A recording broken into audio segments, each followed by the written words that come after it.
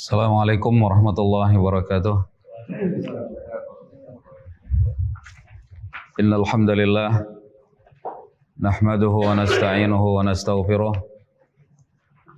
wa na'udzu billahi min shururi anfusina min sayyiati a'malina. May yahdihillahu fala mudhillalah wa may yudlil fala hadiyalah. Wa asyhadu an la ilaha illallah wahdahu la syarikalah wa asyhadu anna Muhammadan abduhu wa rasuluh. Ya ayyuhalladzina amanu taqullaha haqqa tuqatih wa la tamutunna illa wa antum muslimun. Ya ayyuhan nasu taqu rabbakum alladzi khalaqakum min nafsin wahidah wa khalaqa minha zawjaha wa batha minhuma rijalan katsiran wa nisaa. Wattaqullaha alladzi tasaaluna bihi wal arham. Innallaha kana 'alaikum raqiba. Ya ayyuhalladzina amanu taqullaha wa qulu qawlan sadida yuslih lakum a'malakum wa yaghfir lakum dhunubakum wa man yuti'illaha wa rasulahu faqad faza fawzan 'azima. Amma ba'd. Fa inna asdaqal hadithi kitabullah wa khairal hadi hadi Muhammadin sallallahu alaihi wasallam wa syarral umuri muhdatsatuha wa kullu muhdatsatin bid'ah wa kullu bid'atin dhalalah wa kullu dhalalatin finnar. Masyarul ikhwah wal akhawat, azakumullahu jami'an.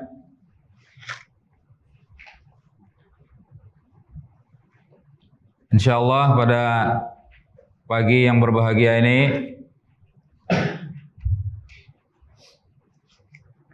kita akan melanjutkan terlebih dahulu pembahasan tadi malam tentang beberapa faktor atau sebab yang dengannya Allah menjadikan seseorang tetap istiqamah dan teguh di atas sunnah Nabi sallallahu alaihi wasallam. Dan insyaallah setelah selesai pembahasan ini, baru pada sesi berikutnya kita akan masuk pada risalah yang ditulis oleh Imam Ahmad, yaitu Ushulus Sunnah. Jadi agar pemahaman kita dan pengetahuan kita semakin lengkap dan sempurna tentang apa saja sebab-sebab dan faktor-faktor yang menjadikan seseorang itu tetap teguh di atas sunnah Nabi sallallahu alaihi wasallam, maka kita terlebih dahulu akan melanjutkan pembahasan yang sudah kita bahas tadi malam. Faktor atau sebab yang ketujuh yang dengannya Allah akan menjadikan seseorang itu istiqamah dan teguh di atas sunnah Nabi sallallahu alaihi wasallam adalah membaca Al-Quran dan melakukan tadabbur, merenungi maknanya. Ini merupakan faktor yang penting yang dengannya Allah akan menjadikan seseorang itu tetap istiqamah di atas kebenaran. Allah tabaraka wa ta'ala berfirman, Qul nazzalahu ruhul qudusi min rabbika bil haqq liyuthabbital ladzina amanu wa hudan wa busyra lil mu'minin. Katakanlah, ia, yaitu Al-Quran, diturunkan oleh malaikat Jibril dari Rabbmu dengan kebenaran untuk meneguhkan orang-orang yang beriman dan sebagai petunjuk dan kabar gembira bagi orang-orang yang beriman. Surah An-Nahl ayat ke-102. Syekh Al-Allamah Abdurrahman As-Sa'di rahimahullahu ta'ala ketika menjelaskan dan menafsirkan ayat ini, beliau mengatakan firman Allah tabaraka wa ta'ala liyuthabbital ladzina amanu, untuk meneguhkan orang-orang yang beriman, inda nuzuli ayatih wa tawarudiha alaihim, yaitu ketika turun ayat-ayatnya dan datangnya ayat-ayat itu kepada mereka, waqtan ba'da waqtin, dari waktu ke waktu. Fala yazalul haqqu yasil ila qulubihim syai'an fa syai'a, maka kebenaran itu terus menerus datang atau memasuki hati-hati mereka sedikit demi sedikit, hatta yakuna imanuhum athbata minal jibalir rawasi, hingga keimanan mereka lebih kokoh atau lebih teguh dari gunung-gunung yang kuat. Wa aidan fa innahum ya'lamun annahul haq, dan juga mereka mengetahui bahwa ia merupakan kebenaran. Demikian Syekh Abdurrahman As-Sa'di rahimahullah menjelaskan tentang penafsiran ayat ini dalam kitab tafsir beliau. Masyarul ikhwah wal akhwat, azakumullahu jami'an. Syekh Muhammad ibn Hadi al-Madkhali fidahullahu ta'ala juga menjelaskan, kata beliau hafidhahullah, di antara sebab yang menjadikan seseorang itu teguh di atas sunnah Nabi sallallahu alaihi wasallam adalah membaca Al-Quran. Karena di dalam membaca Al-Quran itu terdapat kebaikan yang besar dan terdapat upaya memutus jalan bagi syaitan dari kalangan jin dan manusia. Kita memohon perlindungan kepada Allah dari syaitan-syaitan tersebut. Ketika orang-orang musyrik berkata kepada Nabi sallallahu alaihi wasallam, ketika orang-orang musyrik berkata kepada Nabi sallallahu alaihi wasallam, dan Allah telah menyampaikan perkataan mereka tersebut di dalam surah Al-Furqan. Mereka mengatakan, laula nuzzila alaihi al-Quran jumlatan wahidah, mengapa Al-Quran itu tidak diturunkan kepadanya sekaligus? Maka Allah Ta'ala menyampaikan bantahan kepada mereka dengan firman-Nya, kadzalika linutsabbita bihi fuadak warattalnahu tartila, demikianlah kami meneguhkan hatimu dengannya dan kami bacakan ia secara tartil, yaitu secara perlahan-lahan. Fal Quran qiraatuhu fiha tathbit lil insan. Jadi di dalam membaca Al-Quran terdapat perihal meneguhkan seseorang. Mengapa demikian? Karena di dalam Al-Quran seseorang akan membaca perintah-perintah Allah dan balasan yang baik yang akan diterimanya.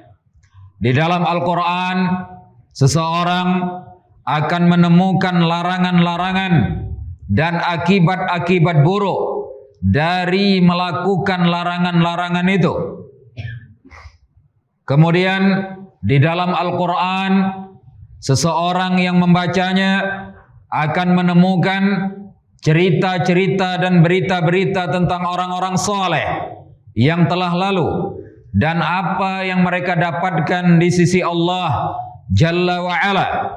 Demikian pula di dalam Al-Quran seseorang akan menemukan berita orang-orang yang telah lalu yang melakukan kejahatan dan menyimpang dari jalan yang benar, dan azab yang telah mereka terima.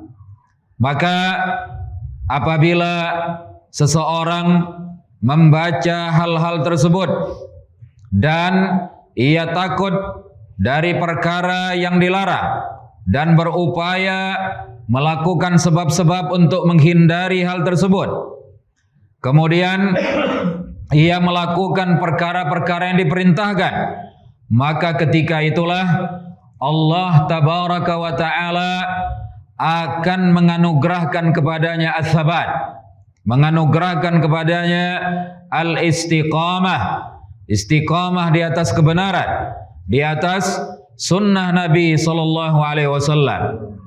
Karena itu, ma'syaral ikhwah wal akhawat, kita harus memperhatikan perkara yang penting ini. Maka jangan sampai ada hari yang kita lalui tanpa membaca Al-Quran dan tanpa tadabbur.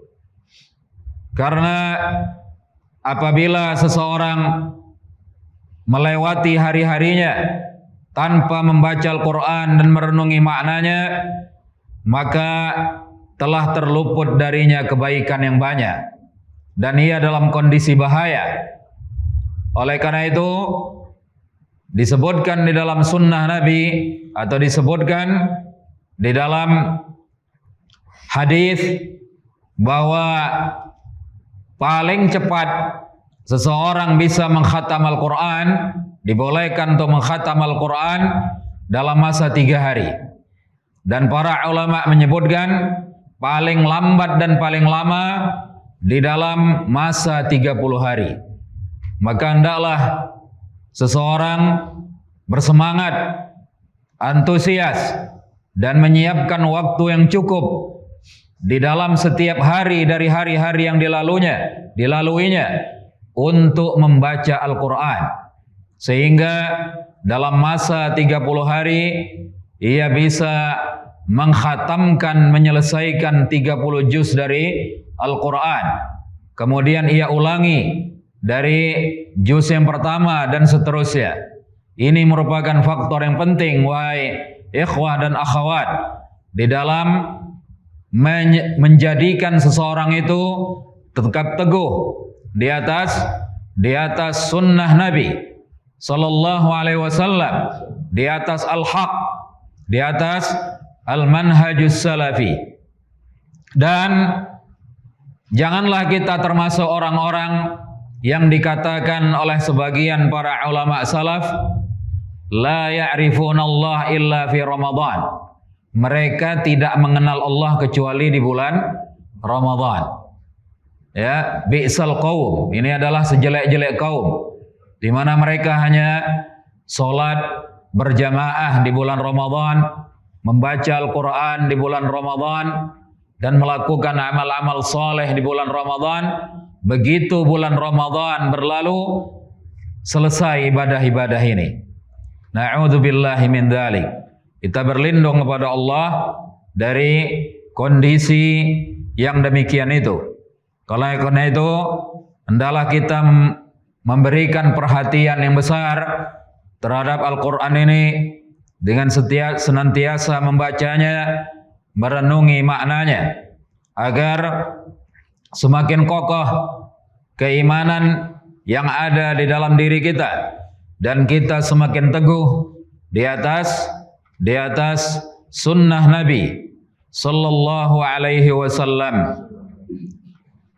Kemudian, masyarul ikhwa wal akhwat, azakumullahu jami'an, sebab yang ke-8 atau faktor yang ke-8 dari sekian banyak faktor yang menjadikan seseorang itu teguh di atas sunnah Nabi sallallahu alaihi wasallam adalah merealisasikan tauhid, mewujudkan tauhid dalam bentuk ucapan, amalan, dan keyakinan.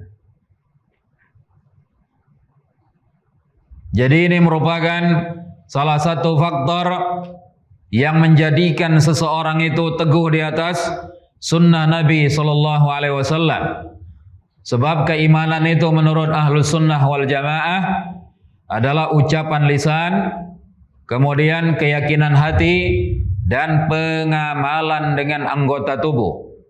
Maka apabila seseorang mewujudkan dan merealisasikan keimanan yang seperti ini, tauhid yang seperti ini, maka Allah tabaraka wa ta'ala akan meneguhkan dirinya di atas al-haq, di atas al-Islam.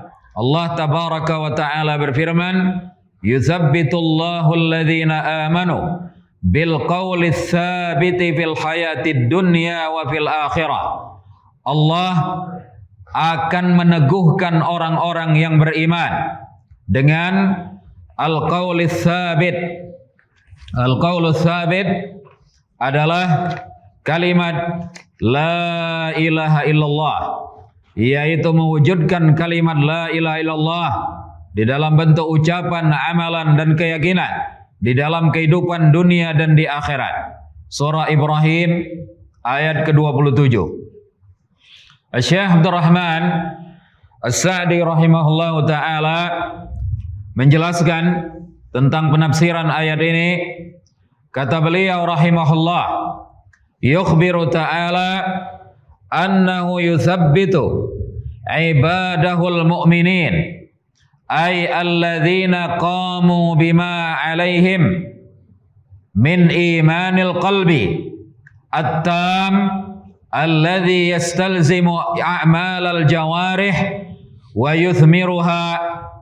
Allah Ta'ala mengabarkan bahwa Dia akan meneguhkan para hambanya yang beriman, yaitu orang-orang yang melaksanakan, yang merealisasikan apa yang diwajibkan kepada mereka berupa keimanan hati yang sempurna, yang menyebabkan dilakukannya amalan-amalan dengan anggota tubuh. Wa yuthabbituhumullah fil hayatid dunya. Maka orang-orang tersebut, orang-orang yang mengamalkan, yang mewujudkan keimanan ini di dalam hati dan pengamalan mereka, Allah akan teguhkan mereka di dalam kehidupan dunia. Inda wurudi syubuhat, ketika terjadi syubhat-syubhat, bil hidayah ilal yaqin, Allah anugerahkan kepadanya petunjuk kepada keyakinan. Wa inda urudi syahawat bil iradatil jazimah ala taqdimi ma yuhibbuhullah ala hawan nafsi wa muradatiha.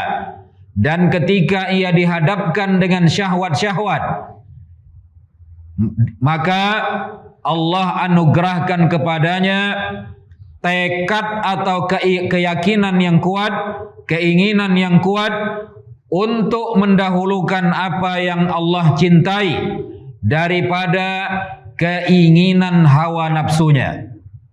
Wa fil akhirah indal maut, dan di akhirat, yaitu ketika maut menjemputnya, bisabat ala dinil islami, Allah akan anugerahkan kepadanya kondisi teguh di atas agama Islam, wal khatimatil husna, dan juga Allah anugerahkan kepadanya ke akhir kehidupan yang baik.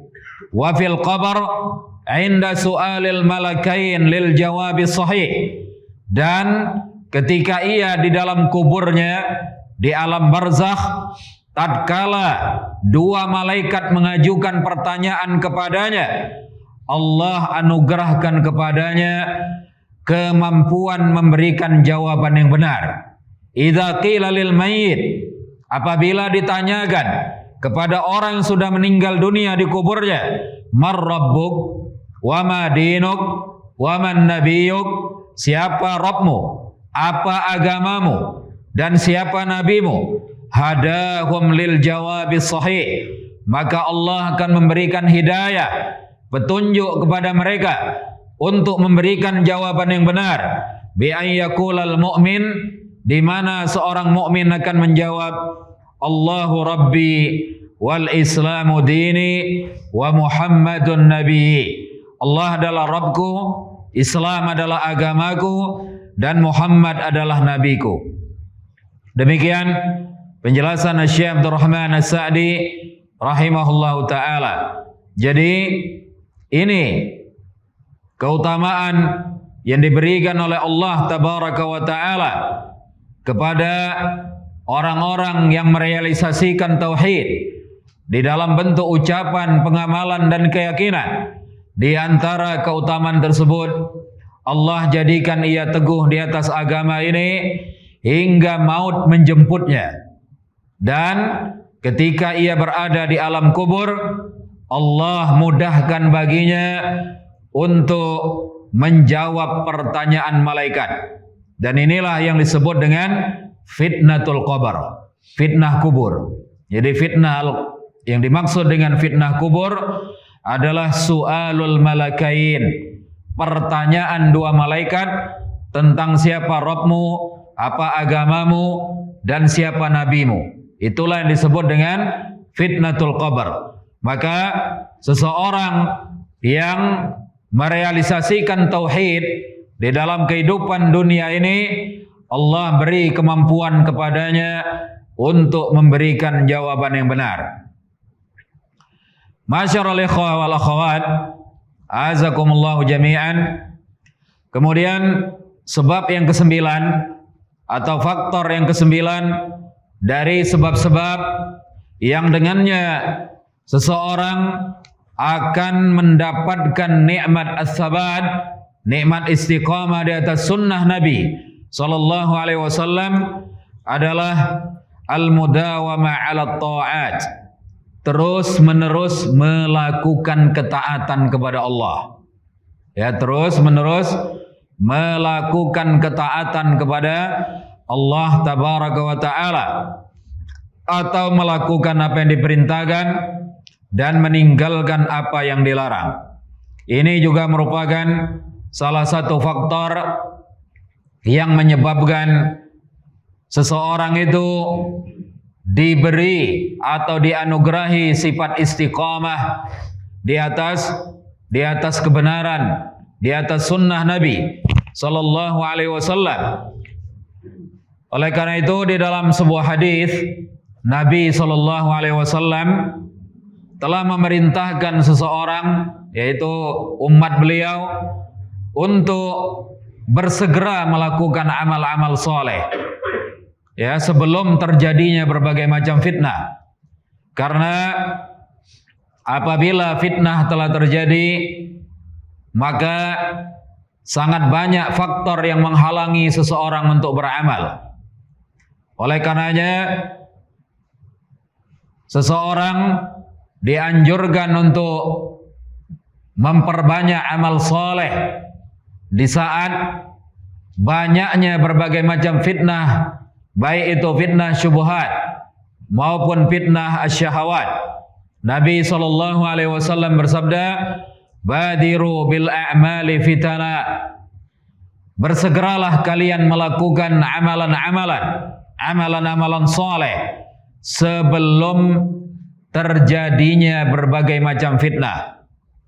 Maka salah satu faktor yang penting yang menjadikan seseorang tetap berada di atas sunnah Nabi SAW adalah ketekunannya dan kondisinya kontinu, terus menerus di dalam melakukan ketaatan kepada Allah tabaraka wa taala.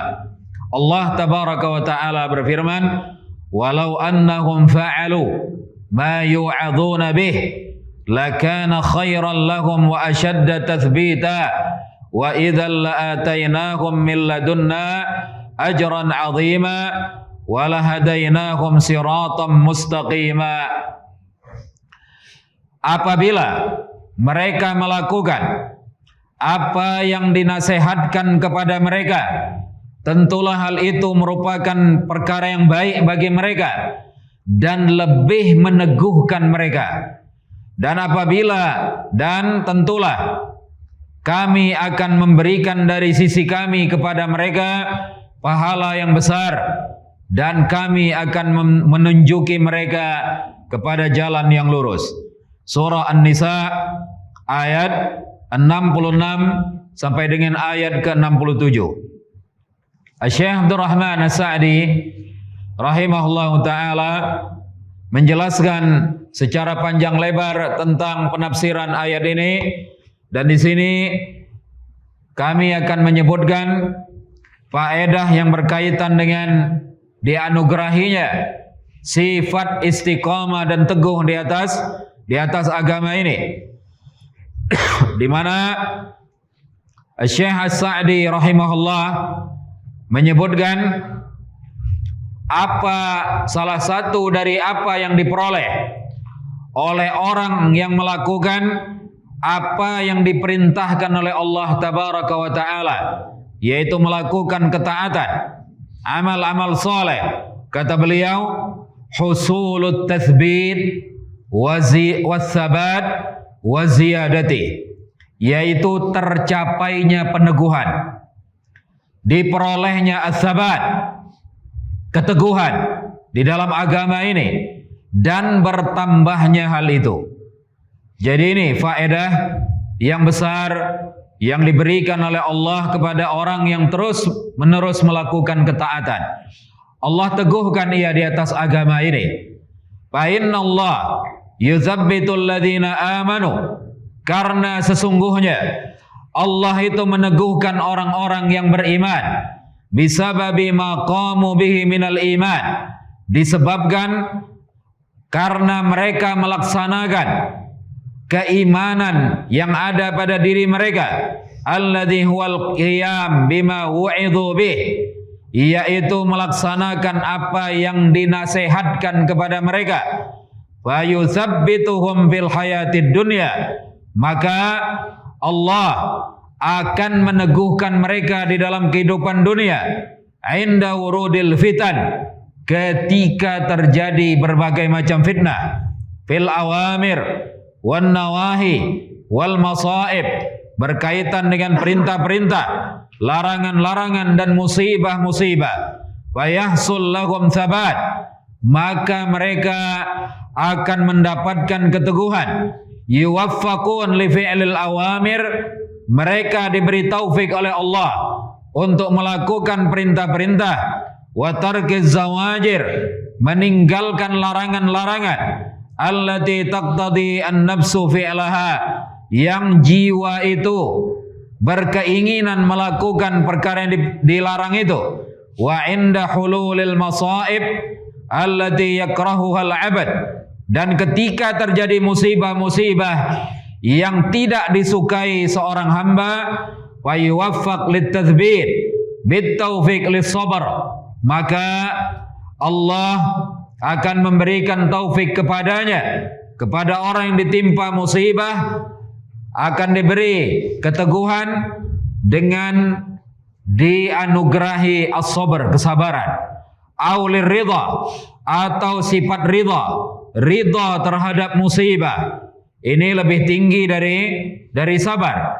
Aulis syukur, atau bersyukur terhadap musibah, dan ini yang paling tinggi, lebih tinggi dari sabar dan lebih tinggi dari ridha. Fa yanzil alaihi ma'unatun minallah lil qiyami bidzalik, maka akan turun kepada orang tersebut pertolongan dari Allah. Wa yahsul lahu tsabat 'ala din, dan ia akan memperoleh keteguhan di atas agama ini. Indal maut, ketika maut menjemput. Wa fil qabr, dan ketika ia berada di alam kubur. Ini penjelasan dari Syekh Abdurrahman As-Sa'di rahimahullahu ta'ala tentang keutamaan dari melaksanakan ketaatan-ketaatan kepada Allah tabaraka wa ta'ala secara kontinu, secara terus-menerus. Dan ini membutuhkan perjuangan dan kesabaran. Oleh karena itu, hendaklah kita terus-menerus menjaga kesabaran kita untuk tetap melakukan ketaatan-ketaatan kepada Allah Tabaraka wa Ta'ala di setiap waktu dari kehidupan kita di dunia ini, agar kita dianugerahi Allah as-sabat ala din, sabat, keteguhan di atas agama ini sampai kita berjumpa dengan Allah, sampai kita mengalami sakaratul maut.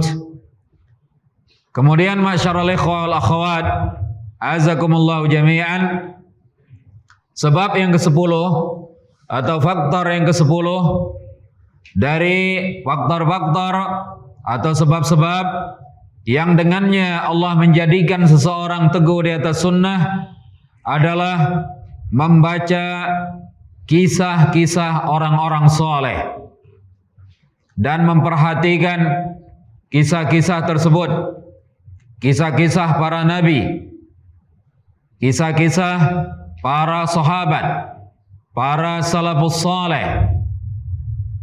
Ini termasuk sebab yang menjadikan seseorang teguh di atas sunnah Nabi sallallahu alaihi wasallam. Allah tabaraka wa ta'ala berfirman, wa kullan naqussu 'alaika min amba'ir rusuli ma nuthabbitu bihi fuadak. Dan semua kisah-kisah itu, kisah-kisah para nabi, para rasul, kami ceritakan kepadamu untuk meneguhkan hatimu. Surah Hud ayat 120. Syekh Abdul Rahman As-Sa'di rahimahullahu ta'ala menjelaskan, lamma dzakara fi hadhihi surah min akhbaril anbiya ma dzakar, setelah Allah menyebutkan di dalam surah ini kisah-kisah para nabi alaihi wassalatu wassalam, dzakaral hikmah fi dzalik, maka Allah menyebutkan hikmah dari diceritakannya kisah-kisah itu. Wa kullan naqussu 'alaika min amba'ir rusuli ma nuzabbitu bihi fuadak, dan semua kisah para rasul itu kami ceritakan kepadamu untuk meneguhkan hatimu. Fuadak ay qalbak, hatimu, liyatma'in, agar hatimu menjadi tenang, wa yathbut, hatimu teguh, wa yasbir, hatimu bersabar, kama sabara ulul azmi minar rusul, sebagaimana bersabarnya ulul azmi dari kalangan para rasul. Fa innan nufus ta'nas bil iqtida, sebab jiwa-jiwa manusia ini memiliki kesenangan untuk mengikuti orang lain. Wa tansyat 'alal a'mal, dan ia bersemangat untuk beramal. Wa turidul munafasa li ghairiha, dan ingin berlomba dengan yang lainnya. Wa yata'ayyad al-haq bi dzikri syawahidih, dan kebenaran itu semakin kuat dengan disebutkan penguat-penguatnya. Wa kathrati man qama bih, dan banyaknya orang yang mengamalkan kebenaran tersebut. Jadi ini faedah yang besar dari membaca kisah-kisah orang-orang soleh dari kalangan nabi dan selain mereka, di mana dengan membaca kisah-kisah mereka kita akan semakin kokoh di dalam memegang agama ini. Sebab kita merasa banyak orang yang sama dengan kita. Kita merasa tidak sendirian, melainkan banyak dari kalangan para nabi dan orang-orang soleh yang mendahului kita, yang lebih besar ujian yang mereka terima, yang lebih besar cobaan yang mereka terima, namun mereka bersabar. Maka hal-hal seperti ini yang ditemukan ketika kita membaca kisah orang-orang soleh akan mengokohkan kita, menjadikan kita tetap teguh di atas agama ini, tidak mudah lemah. Dan ketika muncul kelemahan, maka kelemahan itu akan sirna dan kita semakin kuat dan menjadi kuat kembali. Masyarul ikhwa wal akhwat, azakumullahu jami'an. Kemudian faktor yang ke-11 atau sebab yang ke-11 yang dengannya seseorang akan tetap teguh di atas agama ini adalah berteman atau bersahabat dengan sahabat-sahabat yang soleh, sahabat-sahabat yang baik dari kalangan ahlus sunnati wal jamaah. Sebab persahabatan itu memiliki pengaruh yang besar bagi seseorang. Oleh karenanya persahabatan atau bersahabat dengan orang yang baik merupakan salah satu faktor yang menjadikan seseorang itu istiqamah di atas sunnah Nabi SAW. Karena sahabat yang baik akan mengajak kepada kebaikan dan mencegah dari hal-hal yang tidak baik. Dan ketika seseorang lupa, sahabat yang baik akan mengingatkan. Ketika seseorang tergelincir di dalam kesalahan, maka ia akan menegurnya dan menasehatinya. Berbeda dengan sahabat yang jelek, sahabat yang buruk, yang jahat, maka ia akan terus-menerus mendorong seseorang untuk melakukan hal-hal yang tidak baik dan memberikan dampak yang buruk. Oleh karena itu Allah tabaraka wa ta'ala berfirman, wasbir nafsaka ma'al ladzina yad'una rabbahum bil ghadati wal 'ashi yuriduna wajhah. Bersabarlah kamu bersama orang-orang yang menyeru Rabb mereka di pagi dan sore hari dalam keadaan mereka mengharapkan wajahnya. Surah Al-Kahf ayat 28. Syekh Abdurrahman As-Sa'di rahimahullahu ta'ala menjelaskan tentang penafsiran ayat ini. Fafiha al-amru bisuhbatil akhyar. Di dalam ayat ini ada perintah untuk menjalin persahabatan dengan orang-orang yang baik. Wa mujahadah an-nafas ala suhbatihim, dan bermujahadah, berusaha kuat untuk tetap bersahabat dengan orang-orang yang baik itu. Wa mukhalatatihim wa mujahadatin nafsi ala suhbatihim wa mukhalatatihim, dan tetap bersama mereka wa in kanu fuqara, sekalipun mereka adalah orang-orang miskin, orang-orang fakir. Fa inna fi suhbatihim minal fawaid ma la tuhsa, karena di dalam bersahabat dengan orang-orang yang baik tersebut, sekalipun mereka orang-orang fakir, terdapat faedah-faedah yang tidak bisa dibatasi.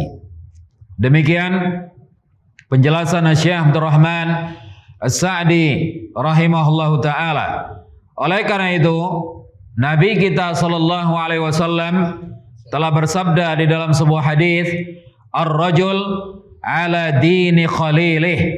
Seseorang itu bergantung kepada agama sahabatnya. Falyanzur ahadukum man yukhalil. Maka hendaklah salah seorang di antara kalian memperhatikan, meneliti siapa yang akan ia jadikan sebagai sahabat. Hadis ini diriwayatkan oleh Abu Daud dan At-Tirmidzi dan dihasankan oleh Syekh Al-Albani di dalam Sahih Sunan Abi Daud, hadis nomor 4833. Jadi sahabat itu memiliki pengaruh yang besar bagi seseorang. Oleh karena itu, hendaklah setiap kita selektif, ya, meneliti siapa yang akan dijadikan sahabatnya. Hendaklah kita benar-benar memperhatikan siapa yang akan kita jadikan sebagai teman dekat kita, yang selalu mendampingi kita. Karena hal itu memberikan pengaruh yang besar kepada seorang. Apabila sahabatnya baik, maka ia akan memberikan dampak yang baik, pengaruh yang baik. Apabila sahabatnya seorang sahabat yang jahat, maka ia akan memberikan dampak-dampak dan pengaruh-pengaruh yang tidak baik. Oleh karena itu telah banyak perkataan para ulama salaf yang menunjukkan agar seseorang senantiasa memperhatikan sahabat yang akan senantiasa mendampinginya. Kemudian perkara atau sebab yang terakhir yang akan kami sebutkan pada pertemuan ini adalah apa yang disebutkan oleh Syekh Muhammad ibn Hadi al-Madkhali hafizahullah ta'ala, bahwa termasuk dari sebab yang menjadikan seorang itu tetap istiqamah dan teguh di atas sunnah Nabi sallallahu alaihi wasallam adalah berpindah dari tempat yang tidak baik ke tempat yang baik. Hal ini sebagaimana tertera di dalam kisah seorang laki-laki yang telah membunuh 99 orang. Ketika ia bertanya kepada seorang ahli ibadah, apakah pintu taubat masih terbuka bagi dirinya? Maka ahli ibadah itu mengatakan, pintu taubat telah tertutup bagimu. Maka orang itu pun membunuh ahli ibadah itu, sehingga genap orang-orang yang dibunuhnya menjadi 100 orang. Kemudian setelah itu ia pergi menemui seorang alim, lalu ia bertanya kepadanya, apakah pintu taubat terbuka baginya? Maka orang alim itu berkata, siapakah yang menghalangimu dari bertobat? Maka orang alim itu menasihati orang yang hendak bertobat tersebut. Kata orang alim tersebut, pergilah engkau ke tempat ini, sebab di sana terdapat orang-orang soleh, beribadahlah kamu bersama mereka. Maka ketika laki-laki yang bertobat atau ingin bertobat ini berjalan menuju tempat atau daerah yang baik, di tengah jalan dia meninggal dunia, maka berselisihlah malaikat rahmat dan malaikat azab. Akhirnya Allah mengutus seorang malaikat dalam bentuk manusia yang menjadi hakim, di mana malaikat ini berkata kepada para malaikat rahmat dan malaikat azab, ukurlah jarak orang tersebut dari tempat yang ditinggalkannya ke tempat yang ditujunya, mana yang lebih dekat kemana? Maka diukurlah, ternyata ia lebih dekat ke tempat atau daerah yang baik, 1 jengkal, lebih dekat 1 jengkal ke daerah yang baik. Maka akhirnya ia pun mendapatkan rahmat dari Allah tabaraka wa ta'ala. Faedah yang bisa diambil dari hadis ini adalah bahwa masyarakat yang baik itu memiliki pengaruh dan membantu untuk mewujudkan as-sabat, membantu untuk mewujudkan istiqamah di atas kebenaran. di atas sunnah Nabi sallallahu alaihi wasallam. Maka apabila seseorang berkumpul dengan para ahlus sunnah, orang-orang yang berada di atas sunnah Nabi sallallahu alaihi wasallam, maka biidznillah tabaraka wa taala ia akan mendapatkan pengaruh yang baik, akibat yang baik dari keberadaannya bersama mereka. Oleh karena itu, hendaklah seseorang itu menjauhi tempat yang jelek, karena tempat yang jelek akan memberikan pengaruh yang jelek. Orang-orang yang jelek akan memberikan pengaruh yang jelek. Demikian pula tempat yang jelek, tempat yang banyak kemaksiatan di dalamnya, kekafiran di dalamnya, perkara-perkara yang tidak sesuai dengan sunnah Nabi sallallahu alaihi wasallam. Semua itu memberikan pengaruh yang tidak baik.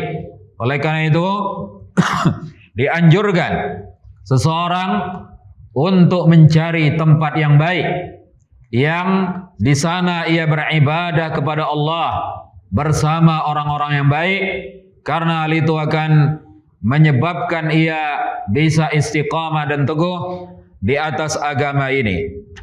Demikianlah masyarul ikhwah wal akhwat sebab dan faktor-faktor yang bisa kami sampaikan mulai tadi malam sampai pagi hari ini. Dari sekian banyak faktor yang dengannya Allah tabaraka wa ta'ala menjadikan seseorang itu tetap istiqamah dan teguh di atas sunnah Nabi sallallahu alaihi wasallam.